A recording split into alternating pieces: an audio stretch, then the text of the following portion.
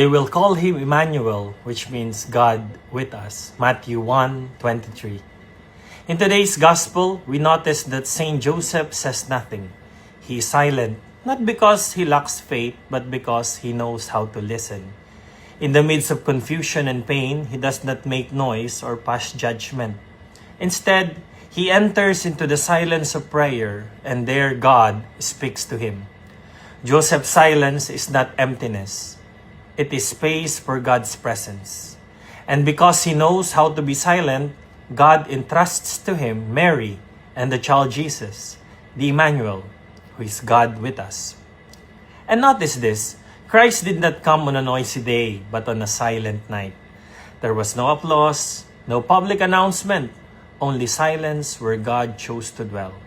On this fourth Sunday of Advent, Saint Joseph invites us to be still, to pray, to listen. For very often, God does not shout.